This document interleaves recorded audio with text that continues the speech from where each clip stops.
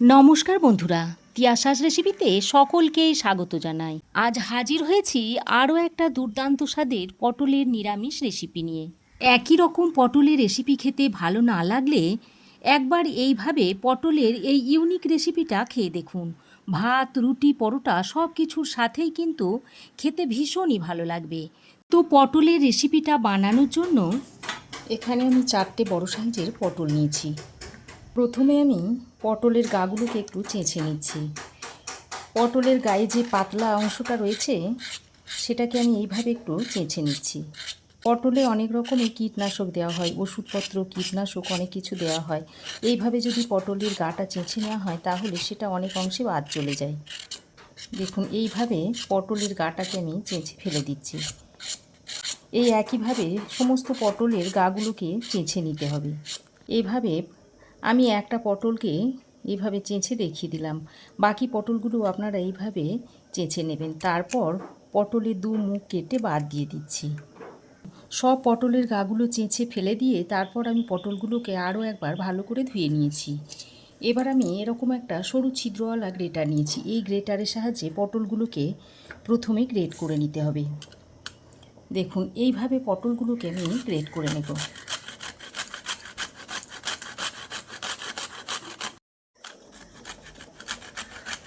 এই পটলের মধ্যে যে বীজগুলো ছিল সেগুলো আলাদা করে আমি ফেলে দিচ্ছি। এগুলো মুখে লাগলে তখন খেতে ভালো লাগবে না, তাই এগুলোকে আলাদা করে ফেলে দিচ্ছি। দেখুন, 4টে পটলই আমি এভাবে গ্রেটারের সাহায্যে গ্রেট করে নিয়েছি।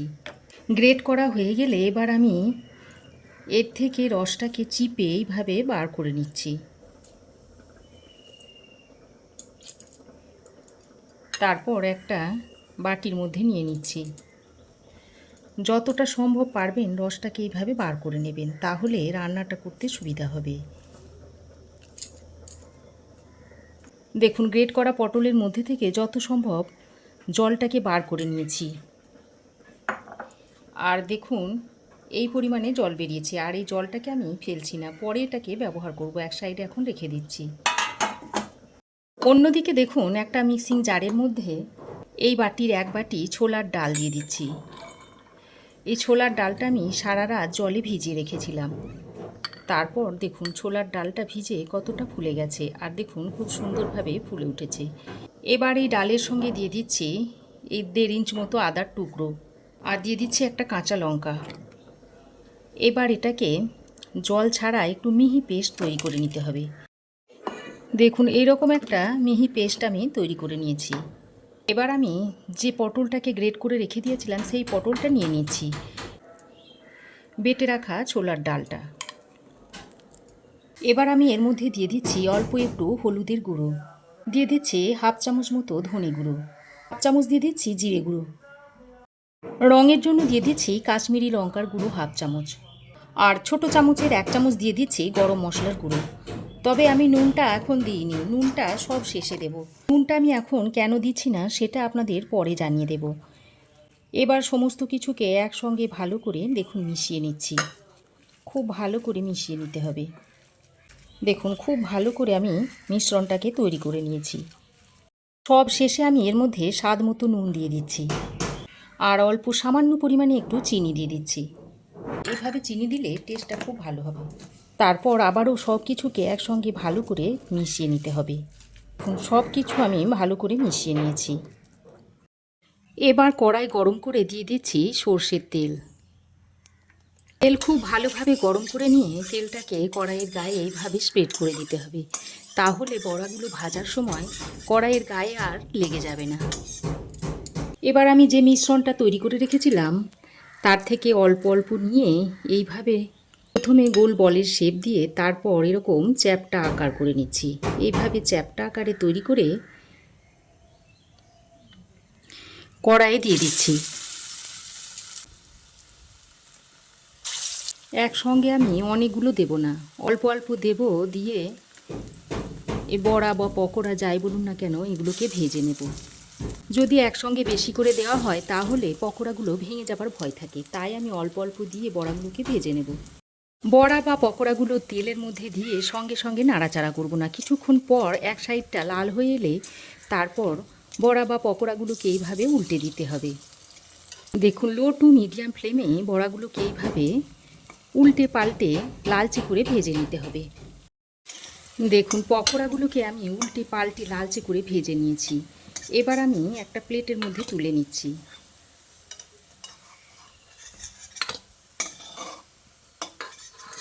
ওই একইভাবে বাকি পকোড়াগুলোকেও ভেজে নিতে হবে।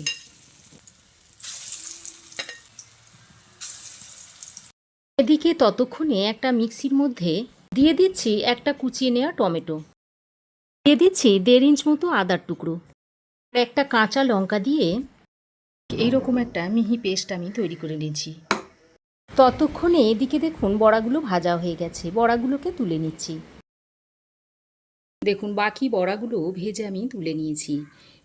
এগুলো আপনারা শুধু মুখেও খেতে পারেন, তবে আজকে আমি রান্না করে দেখাবো। বড়া ভেজে তুলে নেওয়ার পর ওই তেলে একটা তেজপাতা ছিঁড়ে দিয়ে দিচ্ছি। দিয়ে দিচ্ছি গোটা গরম মশলা, এলাচ, লবঙ্গ, দারচিনি। সঙ্গে দিয়ে দিচ্ছি 1/2 চামচ মতো গোটা জিরে আর সামান্য 1 পিঞ্চ মতো হিং দিয়ে দিচ্ছি। যেহেতু এটা নিরামিষ তরকারি তাই হিং দিলে খেতে বেশ ভালো হবে। এবার ফোড়নটাকে কয়েক সেকেন্ড ভেজে নিচ্ছি। ফোড়ন কয়েক সেকেন্ড ভেজে নিয়ে এবার এর মধ্যে আদা, টমেটো, কাঁচা লঙ্কা বাটাটা দিয়ে দিচ্ছি। এবার আমি এখানে কিছু গুঁড়ো মশলা অ্যাড করে দিচ্ছি। দিয়ে দিচ্ছি 1/2 চামচ মতো হলুদ গুঁড়ো, জিরে গুঁড়ো দিয়ে দিচ্ছি 1/2 চামচ, ধনে গুঁড়ো দিয়ে দিচ্ছি 1/2 চামচ, রঙের জন্য দিয়ে দিচ্ছি 1/2 চামচ মতো কাশ্মীরি লঙ্কার গুঁড়ো, তবে আপনারা এটা নাও দিতে পারেন। আর অল্প একটু গরম মশলার গুঁড়ো দিয়ে দিচ্ছি। দিয়ে দিচ্ছি অল্প 1/2 চামচ মতো চিনি আর স্বাদ মতো নুন দিয়ে দিচ্ছি। এবার সব কিছুকে একসঙ্গে ভালো করে কষিয়ে নিতে হবে। প্রায় 2-3 মিনিট সময় ধরে মশলাটাকে আমি খুব ভালোভাবে কষিয়ে নিয়েছি। আর মশলা থেকে দেখুন সুন্দরভাবে তেল ছাড়তে শুরু করেছে। এবার আমি যে পটলের রসটা তুলে রেখেছিলাম সেটা এর মধ্যে দিয়ে দিচ্ছি। তারপর আবারও মশলার সঙ্গে খুব ভালো করে কষিয়ে নিতে হবে। আর এই পটলের রসটা ফেলে না দিয়ে যদি এইভাবে তরকারিতে ব্যবহার করেন তাহলে তরকারির স্বাদটা আরও বহুগুণে বেড়ে যায়। দেখুন আরও 2-3 মিনিট সময় ধরে পটলের রসটা দেওয়ার পর কষিয়ে নিয়েছি। আর মশলা থেকে দেখুন তেল ছাড়তে শুরু করেছে। এবার আমি মিক্সিং জারের মধ্যে অল্প একটু জল নিয়ে এর মধ্যে দিয়ে দিচ্ছি। এখানে আমি আর জল দেব না। এই জলটা দিয়ে এবার মশলার সঙ্গে খুব ভালো করে নেড়ে চেড়ে মিশিয়ে নিয়ে প্রায় 3-4 মিনিট সময় ধরে ফুটিয়ে নিতে হবে ভালো করে। যত ভালো করে ফোটাবেন তত তরকারির স্বাদ বাড়বে। প্রায় 3-4 মিনিট সময় ধরে গ্রেভিটাকে আমি খুব ভালো করে ফুটিয়ে নিয়েছি। এবার আমি যে বড়া বা পকোড়া ভেজে রেখেছিলাম সেইগুলো এই ঝোলের মধ্যে একে একে দিয়ে দিচ্ছি। তারপর হালকা হাতে ভালো করে নেড়ে চেড়ে মিশিয়ে নিচ্ছি। তবে পকোড়া বা বড়াগুলো দিয়ে খুব বেশিক্ষণ ফোটাবো না, 2-3 মিনিট মতো ফুটিয়ে নামিয়ে নেব। দেখুন আরও 2-3 মিনিট আমি ঝোলের সঙ্গে বড়াগুলো দিয়ে ভালো করে ফুটিয়ে নিয়েছি। সবশেষে উপর দিয়ে একটু ঘি ছড়িয়ে দিচ্ছি। তারপর আবারও একবার হালকা হাতে নেড়ে চেড়ে মিশিয়ে গ্যাসের ফ্লেমটাকে বন্ধ করে ঢাকা দিয়ে আরও 4-5 মিনিট স্ট্যান্ডিং টাইমে রাখার পর আপনাদের দেখাচ্ছি। দেখুন আর এরকম একটু ঝোল ঝোল রেখে দিতে হবে, কারণ নামানোর পর এটা আরও ঝোলটা টেনে নেবে।